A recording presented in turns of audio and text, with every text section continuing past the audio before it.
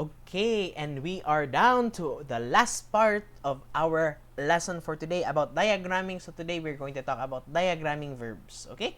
So, there are two kinds. After the verb, there will be a line after, and it will depend.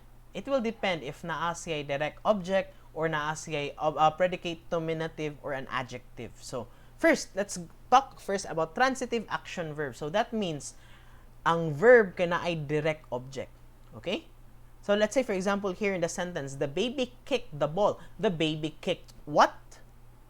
The ball, di ba? So, ang ball, yan na, sorry, nag-una ko. Let's analyze first this sentence. The baby kicked the ball. Di ba? Walay prepositional phrases, so we skip that part. Cross out all adjectives. The only adjectives here are the two the, di ba? So, cross out. And then, underline once all the underline once all the nouns. So, we underline the baby, and we underline the ball. And underline twice all the verbs. So, underline twice, kick. Okay, so we have here two subjects or two nouns. Like, Sir Kevin, unsaon man na, duha ka noun. So, that is why we have the direct object. And if you can see here, okay, bao nagyug ko nga naagyo na pointer. Okay, as you can see here, na ay line, di ba? But the line is not bisecting. That means wala siya ni go across the horizontal line, ang kanang pahigda na line. So, if you have a direct object after any line after the verb, dapat dili siya mulapas. It will not bisect the horizontal line, just like here in this example. Here, the baby kicked the ball, di ba? So, ang baby, of course, the subject, the verb kicked, and then the noun nga nabilin, nga dili part of any prepositional phrase is ball. And also, it's a direct object, di ba? Okay, when we ask, the baby kicked what? The baby kicked ball, di ba? So, if it's a direct object, you put it after the verb, okay? And then, slanting lines for the adjectives, ang duha ka the, so, ayun ana na siya. Okay? So, let's have, Sir Kevin, what if dili direct object? What if predicate nominative or predicate noun? Let's say, for example, kaninga sentence, the baby is cute. Cute is an kuan. Sir Kevin, cute is an adjective. Pero, inig-analyze na ko, Sir Kevin, wala say gasunod nga noun. Kaya iyang, of course, cute there is describing what? Cute there is describing baby, di ba? So we have here, the baby is cute. So of course, step number 1, we don't have any prepositional phrases. Step number 2, we cross out all adjectives. So we cross out the and cute, because cute is an adjective, di ba? And then underline once the noun, which is the baby, and underline twice the verb, which is. But when we diagram it, wala man say sumpay diri nga adjective. Ang nga noun. Because of course, ang noun na iyang gi-describe is the baby.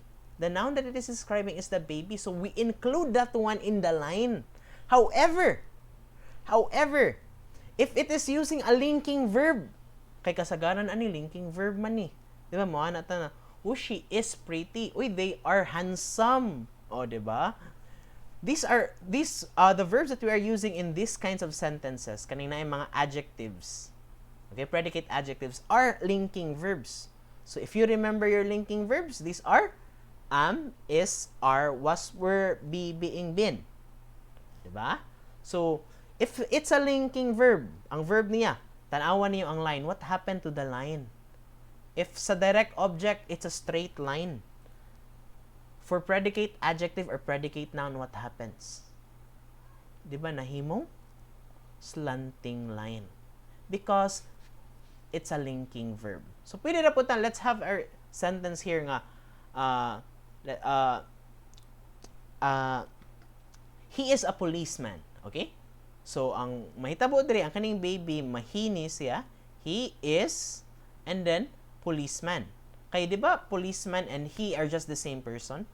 So, same thing po. Basta magamit gani og linking verb, muslant gyud dayon na siya. Then ibutang dayon ang predicate adjective or predicate noun. Okay? So if you forgot what predicate adjective or predicate noun is, these are all describing the subject. So if it's an adjective, it's describing the subject. If it's a predicate noun, then it is just renaming the subject. That means they're both the same person. Okay? So let's have a sample sentence. So prepare again your paper and your pen. We have here a sample sentence. She saw a giant turtle. Try to diagram it. I'll give you a few seconds. Pause the video and then play the video if you have an answer already. Okay, you have an answer already. Let's analyze. Are there any prepositional phrase? Wala, di ba?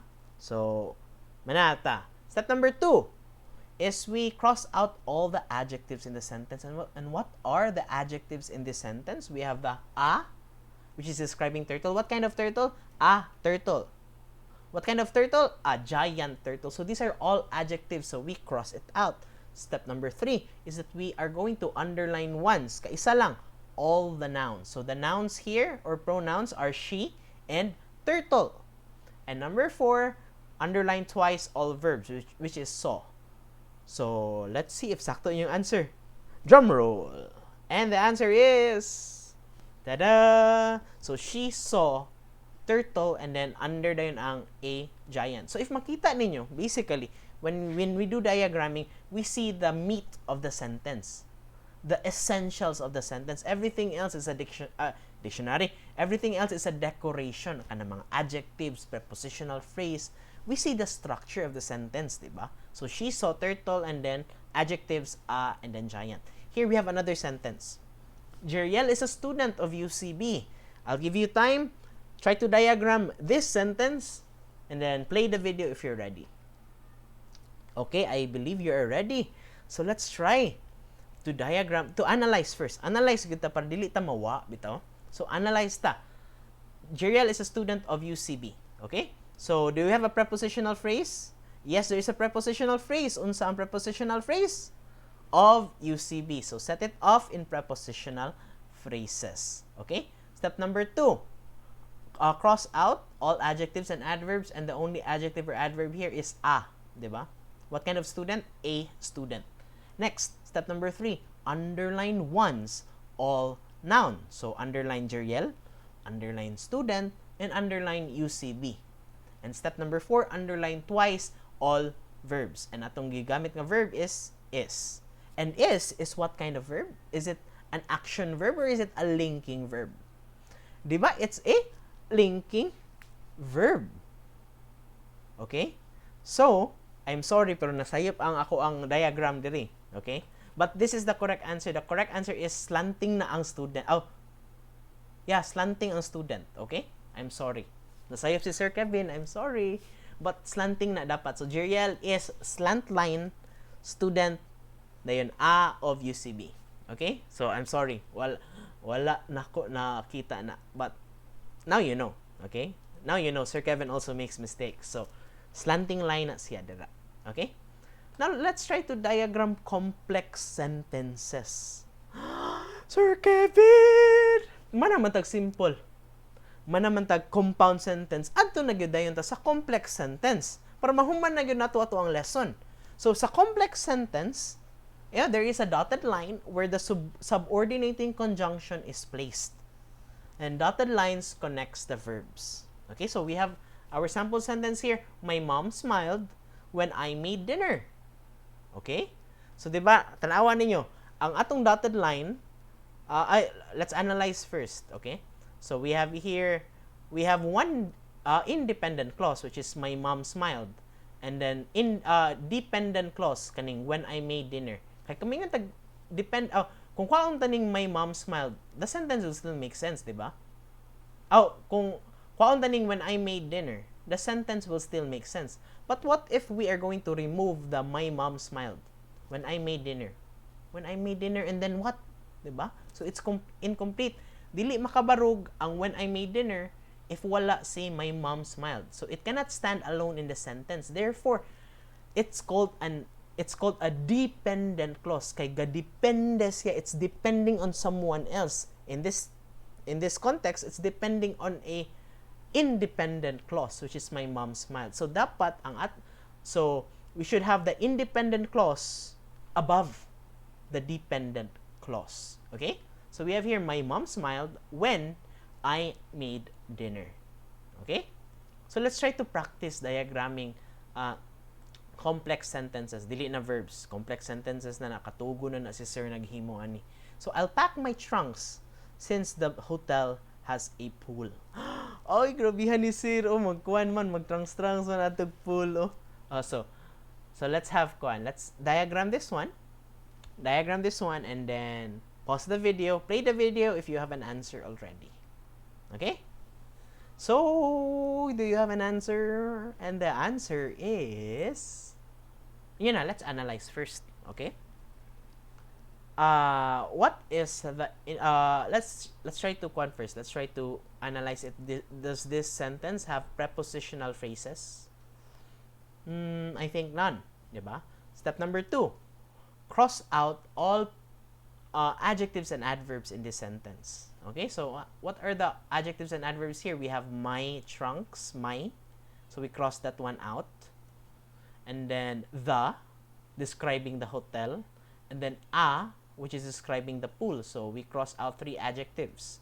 And then step number 3, underline once all the nouns and pronouns. So we underline I, diba? Kay I man na. And then trunks. And then hotel. And then pool. Okay? So, and then after we are going to underline twice all the verbs. So, pack and then has. Now, let me ask you, which in this kind of sentence is the independent clause, the one that can stand alone? And which phrase here or clause here is the dependent clause, the one that cannot stand alone? Nga kung kwaon na to ang independent clause kay mawad-an sig meaning. So asa man atong first mangutan nata sa independent clause, the one that can stand alone. So which one here? Mangutan na sa ta asa man ato ang kuan? Asa man atong subordinating conjunction? Atong subordinating conjunction here is since, di ba? So we can pick between I'll pack my trunk since or since the hotel has a pool. But obviously, ang kaning since, kuyo gini sa since the hotel has a pool. And if we try to remove this clause, since the hotel has a pool, I'll pack my trunks. Does it make sense? Yes, it does, diba? So, this one is the independent clause. Kaning I'll pack my trunks. This is the independent clause. And the dependent clause is since the hotel has a pool. Okay? So, what is the correct answer? The correct answer is this. Okay? So, I will pack my trunks. Akong gibuwag ang I will, di ba? Kaya kanang I will man na siya. So, I'll pack my trunks since the hotel has a pool. Okay? So, basically, ingon ana ra gyud ato ang diagramming. Very easy. Very easy diagramming simple, compound, and complex sentence. Don't forget to send kato inyong gipang ansiran while you watch the video. Send them in the classroom because that will serve as your exit ticket. Okay? So thank you everyone for watching our lesson today and goodbye.